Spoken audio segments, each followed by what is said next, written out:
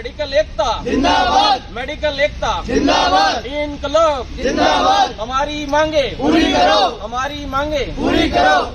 नमस्कार साथियों, all India medical students association United से राष्ट्रीय अध्यक्ष भरत बेनीवाला को नमस्कार करता हूं, क्रांतिकारी सवाल पेश करता हूं। जैसा कि आप सभी को पता है कि चिकित्सा विभाग में जो भर्तियों की विलंबता जो चल रही है, उस विलंबता के खिलाफ हमने क्रांति मार्च का आगाज कर दिया है। 16 जिलों में पहले क्रांति मार्च किया था। उसी के अगले क्रम में आज यहाँ पे पहले सीएमआर में भी हम उच्च अधिकारियों से मिले थे, ललित जी से और जो है शेखावत जी उनसे भी मिले थे। साथ ही डॉक्टर पृथ्वी जी से भी हम मिले हैं। स्वास्थ्य भवन का घेराव भी था। साथ ही जो सभी साथी लोग हैं क्रांति मार्च में, हम लोग एक दूसरे के साथ अभी कंधे से कंधा मिलाकर अब एकजुट होकर लड़ाई में आगे बढ़ते जा रहे हैं और इस लड़ाई को सच्चाई के साथ लड़ेंगे और जीतेंगे 100%, क्योंकि हमने फर्जीवाड़े को बंद करने के लिए एक बड़ी जीत जो हासिल की है। लिखित परीक्षा से सारी भर्तियां हों, लिखित परीक्षा से भर्तियां सारी क्यों हों वो आप सभी को मैंने बता रखा है साथियों। फर्जी रजिस्ट्रेशन धारी ऑटोमेटिक बंद हो जाएंगे। पिछली बार की तरह नहीं होगा कि रेडियोग्राफर लैब टेक्नीशियन में पहले फर्जी रजिस्ट्रेशन धारियों की कोई भी किसी को कोई सूचना नहीं थी और केवल 600 के करीब रजिस्ट्रेशन थे रेडियोग्राफर में, जबकि भर्तियों की संख्या थी 1050 के करीब। और साथ में लैब टेक्नीशियन के अंदर जो संख्या बल था, उस संख्या बल में आप लोगों को पता है जस्ट तिगुना इजाफा हो गया जिस दिन मेरिट आधार पर भर्तियां हुई। लोग फर्जी डिग्रियां बनवा के ले आए, डिप्लोमे बनवा के ले आए, लेकिन रजिस्ट्रेशन हमने जबकि बाहरी राज्यों के लोगों को, फर्जी लोगों को रोकने के लिए इतना बढ़िया सिस्टम कर रखा है चिकित्सा विभाग में। 2013 में हमने किया था कि भाई जितने भी रजिस्ट्रेशन है वो ऑटोमेटिक फर्जी रुक जाते हैं। रोकने का प्रयास होता है कि भाई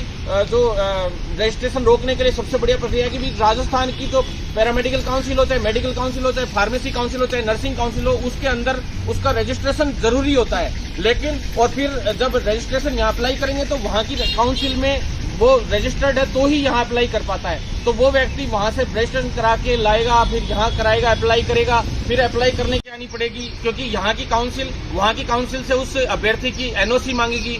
तो इस प्रक्रिया में उसको 2-3 महीने लग जाते हैं। लेकिन पिछली बार क्या है, फॉर्म की डेट एक्सटेंड हुई। एक सबसे बड़ा नुकसान ये हुआ, 1 महीना डेट एक्सटेंड होगी पिछली बार फॉर्मों की। इसी वजह से फिर 419 फर्जियों को जब हमने बाहर करवाया तब हमने ये प्रण लिया था कि लिखित परीक्षा से अगर भर्तियां होंगी तो ही इसमें फायदा हो पाएगा, अन्यथा मेरिट आधार पे हुई तो पिछली बार तो कोरोना था जो तिगुने ही अभ्यर्थी फर्जी सर्टिफिकेट बनवा के लायक थे। इस बार तो ये मान लीजिए कि इतनी डिप्लोमे फर्जी आएंगे कि कोई गिनती नहीं रहेगी। 12,500 से 13,000 की खेप तो अभी बेंगलोर और कर्नाटका और बिहार और झारखंड और मेघालय से बन के तैयार हो चुकी है, ऐसी हमारे पास इंटरनल सूचना है। तो ऐसे में सरकार से भी हम लोगों ने अनुरोध किया था लिखित परीक्षा से भर्तियां सारी की सारी, साथ ही सारे का सारा सिस्टम पूरी तरह से पारदर्शी होना चाहिए। खास करके ऑनलाइन अगर परीक्षा होती है तो वो बहुत बड़ा फायदा होगा, ये हमने सुझाव सरकार को दिया है। तो टीसीएस कंपनी का जो आपको किसी ने बताया भी नहीं था, सबसे पहले मैंने ट्वीट डाला था, उसके बाद कुछ लोगों ने 3-4 घंटे बाद डाला था। टीसीएस है जैसे टाटा कंसल्टेंसी सर्विसेज के हिसाब से जो एजेंसी है टाटा कंसल्टेंसी, जिस लोग बड़ी बड़ी भर्तियां करवा चुके हैं। इस तरह की जो केंद्र सरकार की जो भर्तियां हैं उन सभी भर्तियों को करवाने वाली जो बड़ी एजेंसियां हैं वो ऐसी एजेंसियों से करवाए तो ज्यादा बेहतर रहेगा। लेकिन किसी भी प्रकार का पेपर लीक का हो या किसी भी प्रकार का कोई प्रकरण हो, ये ऑनलाइन एग्जाम से आराम से इनसे बचा जा सकता है। पहली बात तो पेपर लीक अगर फर्जी लोग अप्लाई ही नहीं कर पाएंगे। क्यों नहीं अप्लाई कर पाएंगे? क्योंकि उनको पता है पिछली बार कोई व्यक्ति पिकअप चला रहा है, कोई सब्जी बेच रहा है, वो भी सर्टिफिकेट बनवा के ले आए और उनका भी टॉपर्स में नंबर आया हुआ था।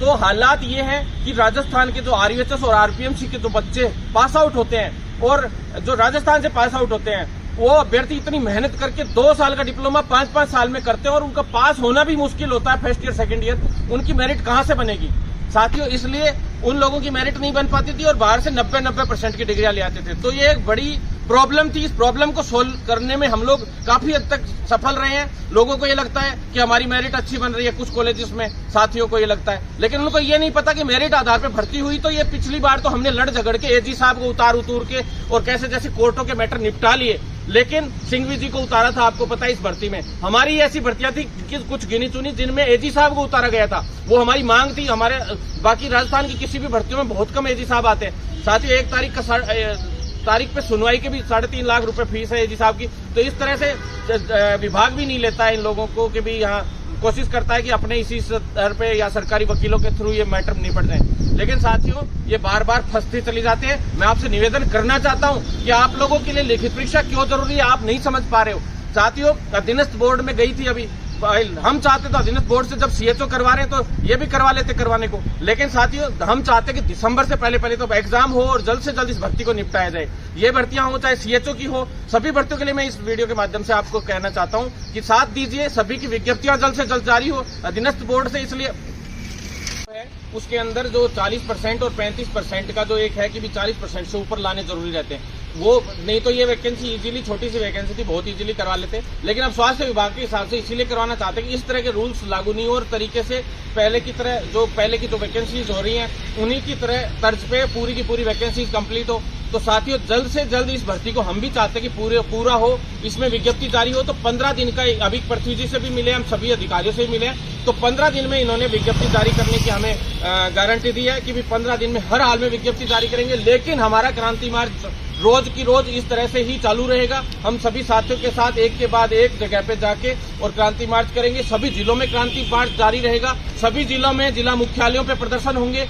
आज से चालू हो चुका है पूरा मैटर, अब अगले 16 को भी हमारा प्रदर्शन है, 17 को भी हमारा प्रदर्शन है और लगातार 22 को भी हमारा प्रदर्शन रहेगा। जब तक विज्ञप्ति जारी नहीं होगी इसी तरह से हमारा चलता रहेगा। सीएचओ की विज्ञप्ति जल्द जारी हो, साथ ही नर्सिंग ऑफिसर हो, चाहे एएनएम हो, चाहे फार्मासिस्ट हो, चाहे डेंटल की नई वैकेंसी की विज्ञप्ति हो, चाहे सारी विज्ञप्तियां अब जल्द से जल्द जारी होनी चाहिए चिकित्सा विभाग की। और जो कैडर्स नहीं बने हैं, चाहे नेत्र सहायक की भी कुछ पेंडिंग चल रही थी, जिसमें नेत्र सहायक में 128 के करीब पदों की एक नई फाइल हम लोगों ने लगभग चलवाने में सक्षम रहे हैं, क्योंकि नए जो मेडिकल कॉलेज खुले उनमें चिकित्सा अस्पताल भी खुले, नेत्र चिकित्सालय भी 3-4 अभी नए खुलने जा रहे हैं। तो सभी में जो वैकेंसीज है कुल मिला के 128 पद रिक्त है एक तरीके से देखा जाए तो उन पे भी जल्द से जल्द वो उन्हीं में जो पहले वाली 83 उनमें जोड़ के और जल्द से जल्द उन भर्तियों को आगे बढ़ाएं। इसी तरह से बीबीटी और ओटी की भी जल्दी भर्तियां आ रही हैं, लगभग पूरा काम हमने कंप्लीट करवा लिया। ईसीजी की भी जो है नई मेडिकल कॉलेजेस और हॉस्पिटल्स हैं उनमें खाली पद हैं, उनकी हमने सूचना इनको उपलब्ध करा दी है। जल्द ही हम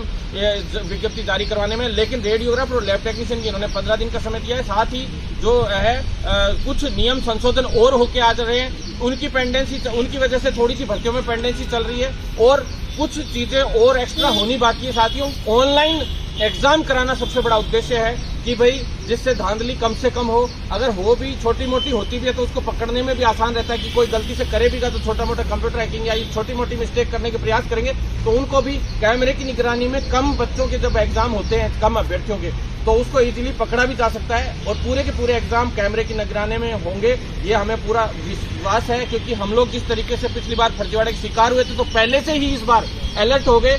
आज 1.5 साल होने जा रही है, पुराने वंचित भाइयों को पूछना आप लोग कि वो कितने परेशान हैं मेरिट आधार पे भर्ती की वजह से, उन लोगों से पूछना कि भी मेरिट कैसे फर्जी लोग कैसे घुस गए थे पिछली बार और कैसे हमने कोर्टों में जा जाके 34 तारीख पे मुश्किल से एसओजी में मुकदमा दर्ज कराया था, जबकि एसओजी में सिर्फ शिकायतें दर्ज होती है और वो परिवाद में चली जाती है। परिवाद का मतलब होता है जांचें होती रहती हैं, कुछ भी नहीं होता। केसों का पहला ऐसा केस था रेडियोग्राफर लैब टेक्नीशियन का, जिसमें कार्रवाई भी हुई और कार्रवाई होने के बाद फर्जी बाहर भी हुए। कैमरे के सामने बिठा के उन लोगों से कन्फेस भी हमने करवाया कि भाई 3-3 लाख रुपए 4-4 लाख रुपए उन लोगों ने दिए थे और बाकायदा कैमरे के सामने हमने पूछा कि कौन सी बस से गए थे, कौन सा क्या किया था, तुम लोगों ने डिग्री कहाँ से कैसे की, कहाँ किराए से रूम लिया, तो जवाब देने में सक्षम नहीं रहे। तो ऐसे कर के मुश्किल से बाहर किया था पिछली बार, लेकिन इस बार हमें विश्वास है कि हम लोग लिखित परीक्षा से करा लेंगे। तो जहां तक है मेरे सभी साथी लोग 100% आज आप सभी साथियों को जो भ्रमित किया जा रहा है, कुछ एक साथियों को मैं उनसे भी कहना चाहता हूं, सारे साथी लोग 80% साथी लोग लिखित परीक्षा से चाहते हैं। 10-20% साथियों को ये भ्रम है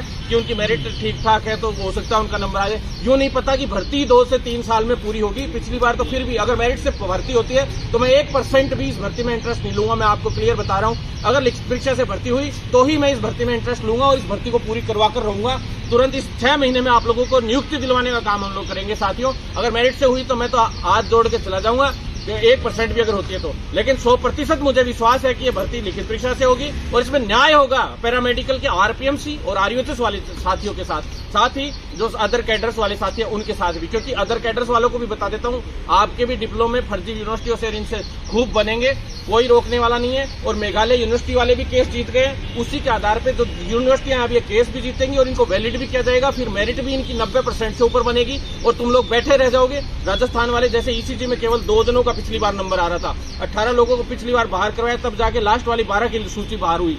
पिछली बार 419 को बाहर करवाया, तब जाके लैब टेक्नीशियन और रेडियोग्राफर की दूसरी सूची जारी हुई, जिसमें फेयर अभ्यर्थी आरपीएमसी और आरएचएस के वैलिड हुए। साथियों पुराने वाले जो विज्ञप्ति भर्ती है उसके भी साथियों को जल्द से जल्द उनकी सूची अभी भिजवा दी है हमने बोर्ड को, जल्द ही उनकी सूची भी जारी करवाएंगे। बस आप लोग साथ बनाए रखें, सीएचओ की विज्ञप्ति जल्द जारी होने वाली है। अधीनस्थ बोर्ड ने दिसंबर से पहले का अभी भी आनाकानी कर रखी है साथियों, तो अधीनस्थ बोर्ड अभी बता देगा उसमें कि भाई कितना कब तक कैसे क्या है। अगर समय नहीं देता है तो दूसरी एजेंसी पे भी करवा लेंगे हम लोग। जैसे जल्द सीएचओ की भी विज्ञप्ति चाहे किसी भी एजेंसी करवाए, 15 दिन के अंदर अंदर हर हाल में विज्ञप्ति जारी हो जाएगी। इस मंथ में 3 से 4 चिकित्सा विभाग की विज्ञप्तियां जारी होंगी, जिसमें सीएचओ है, रेडियोग्राफर, लैब टेक्नीशियन है और जो आपकी ये मेडिकल ऑफिसर है, ये चारों भर्तियां 100% विज्ञप्ति जारी करवा लेंगे। बाकी जो कैडर बचे हैं उनकी अगले महीने के 15 दिन के अंदर अंदर लगभग हम लोग 15 सितंबर से पहले काफी कुछ करके और विज्ञप्तियां जारी कराने का प्रयास करेंगे सितंबर के अंदर, और जल्द से जल्द इनकी परीक्षाएं करवा के और बेरोजगार प्रशिक्षणार्थी हैं जितने भी साथी हैं उनको हम लोग राहत देने का काम करेंगे साथियों। बस इसी के साथ इतना ही कहना चाहता हूं कि जितने भी साथी जल्द से जल्द विज्ञप्ति चाहते हैं वो हमसे जुड़े, अपने फोन नंबर भी हमें भेजें और ज्यादा से ज्यादा साथी लोग इनकलाब को आगे फैलाएं, क्रांति मार्च को आगे बढ़ाने का काम करें। धन्यवाद साथियों।